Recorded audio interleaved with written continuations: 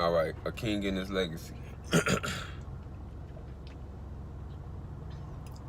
There's only two ways to remove a king from the throne. You either take his crown or you take his legacy. Now, most people are used to taking the crown, right? Where they challenge him, maybe beat him in his own challenge.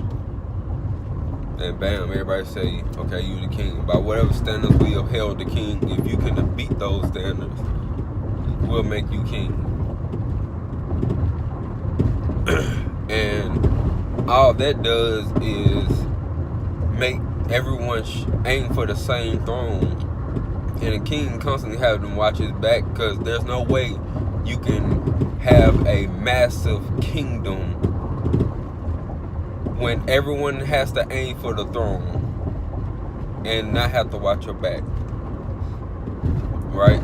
So a true king knows the best way to balance that is to give your loyal servants or your loyal majesty, give them their own kingdoms. You know what I'm saying? People there who share your thoughts and ambitions and stuff like that as how the kingdom should be ran, right? So you give them the resources to create their own. And y'all communities work as brothers and sisters to each other. Now,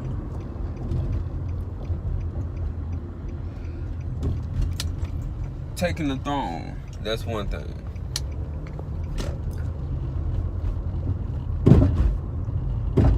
Okay, before I get to that, we as a community, as a society, I feel, for the most part, we feel like kings whose crowns is always being challenged, right? So we live with a certain level of fear as far as being inspired to achieve more, you know what I mean? Because you realize the more you aspire, it feels like the more you aspire to, the more obstacles you face, and that most of the time you don't want to create more obstacles. You just want everything to be peaceful, everything to stay calm. You know what I'm saying? You feel like, hey, if we can get 10 people to stay calm, of course we can get 20 people to stay calm, right? But when you go out to reach out to those other people, now you have to realize that that understanding has to be spread over time again. You get what I'm saying?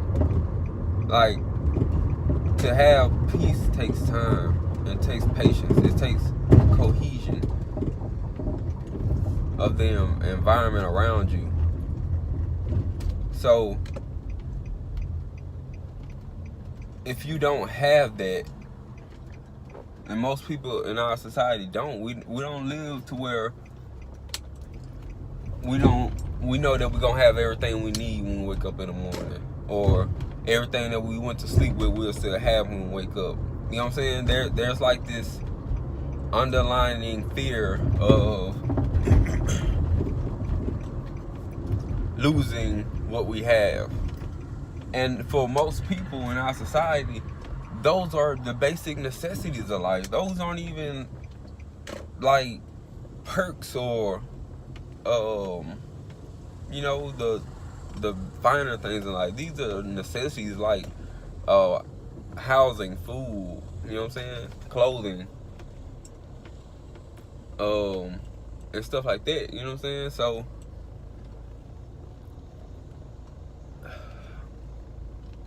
but what has happened was, that's not the case. That's not how it's happening to us. Because we still, so what we, in the result of that, we living out of that fear subconsciously. So we kind of secretly strive, or even if we do it boldly strive to be something better or something different, it's always that thought of the opposition and the fear of the opposition. So it kind of puts a glass ceiling there to where you realize that if you go too far, then of course someone will challenge you. But if you don't go far enough, then you'll never meet your own requirements. So with that in your subconsciousness, we pursue life and never really get nowhere. Even though we do it, whether we do a lot or not, we never really get out of the position that we're in, because we miss one vital part. That the legacy is what gave you the throne. See, because we have also had our legacy removed from us, but we don't acknowledge that, right? Nor do we try to rebuild a legacy. We try to reassociate ourselves with things that we don't understand, instead of saying, okay, what do we know now? What do we understand now? If we were that great then, I know we're better now because we have time, we have more experience, right?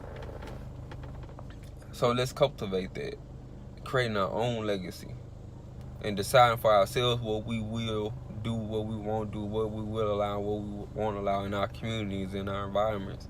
You know what I'm saying? And literally just grow from that. Get people that you can share that dream with, share that vision with. Because it's so important that you don't, that every kingdom has its legacy. And that's what the world needs to do for us. We're not what we need to do for each other. We need to come up with a system to where each man is entitled to his own legacy. You know, and he don't have to feel like he has to be challenged. You know what I'm saying? Like, if every man is entitled to his own legacy, then, in which we are, it's in the Constitution. It's called the Intellectual Property Clause, right? So if you can create it, but you got to make it tangible. It's not just thought. If you can make a thought tangible, then you own the rights to that thought. So imagine how even the from the poorest to the richest of men can have a rich thought or a wealthy thought. And if you can find out how to make that thought a reality, you own the property to that thought. And stop selling yourself to people. Stop selling yourself to other situations, to other men who have their own, and if their goals and stuff is not aligned with yours. Create your own environment to where you can sell yourself to the public, and create your own money, your own legacy, and say, hey, this is what I want to be remembered by. This is what I chose to do with my life. And if you want this, and because I know it's valuable, pay me to keep it. Pay me to get it. You know what I'm saying? We give the world too much free stuff, right? It's as many people that work in the automobile industry. There's no reason why everybody in the world should not have free automobiles. As many cars as you making, like, you should have that as a necessity. You know what I'm saying? Everybody should be able to fucking afford a car. Everybody. I don't care who you are. I'm talking about a decent car. But anyway, I ain't gonna get too much more into that. I just wanted to tell the story about the king and the legacy. You have to give the people the ability to create a legacy.